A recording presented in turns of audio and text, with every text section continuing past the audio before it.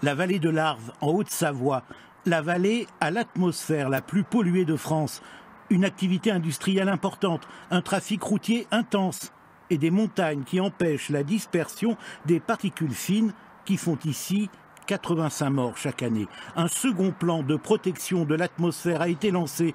Le premier n'avait pas donné les résultats escomptés. Parmi les mesures, le remplacement de 3500 installations de chauffage polluantes soutenues par des aides aux particuliers. Mais pour les associations, les 6 millions d'euros engagés ne suffiront pas tant qu'une liaison ferroviaire, le Léman Express, ne viendra pas décongestionner le trafic routier.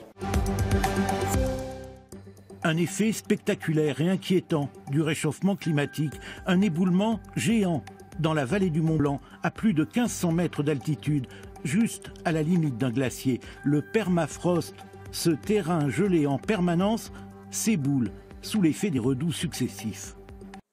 Nous sommes à 1500 mètres d'altitude, au cœur de l'éboulement, sous le glacier de Tacona. Cette coulée boueuse représente entre 70 et 100 000 mètres cubes de roches et de glace qui se sont détachés et ont dévalé la pente. On voit très bien que la masse rocheuse a été canalisée par la gorge là-haut.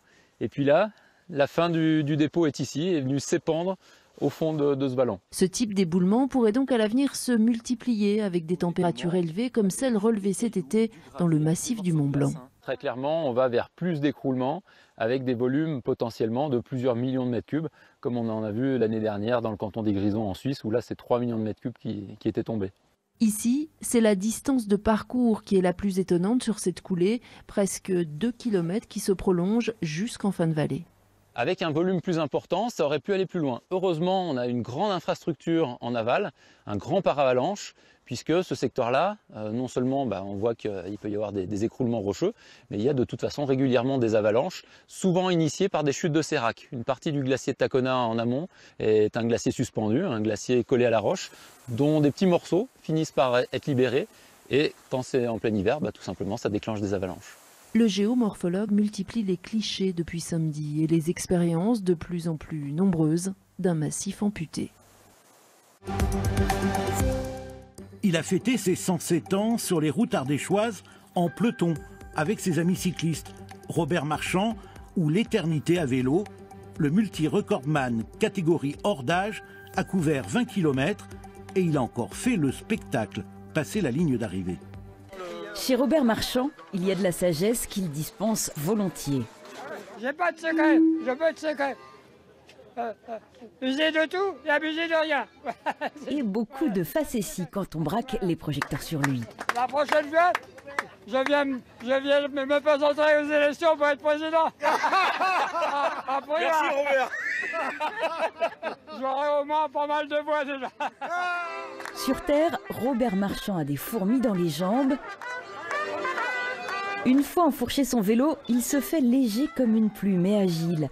Le cyclisme, c'est plus qu'une passion. Et en Ardèche, il a trouvé avec qui la partager d'Ardéchoise en Ardéchoise la plus fameuse course cyclotouriste. Beaucoup sont là, une fois encore, pour lui rendre hommage sur un voyage de 20 km. À l'arrivée, les cadets les plus expérimentés sont ébaudis. Chapeau, hommage à l'homme, hommage à sa performance. Et je crois que c'est un exemple pour pas mal d'anciens qui arrivaient à un moment donné. Bon, je dis, maintenant, on va se laisser vivre.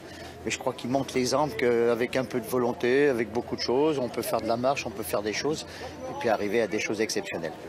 Essoufflé à l'arrivée, Robert Marchand, que nenni.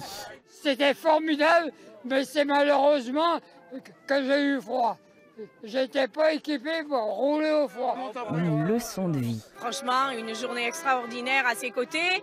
Moi, je suis ravie de voir qu'à 107 ans, je veux dire, il est encore dans cette forme extraordinaire et je me dis que le sport, ça conserve. Il y avait bien un médecin dans le cortège, mais c'était presque pour le principe.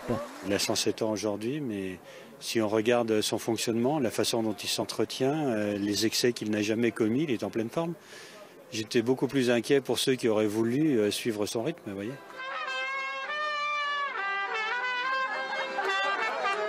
La leçon à retenir, bouger, s'amuser, définitivement, ça prolonge la vie.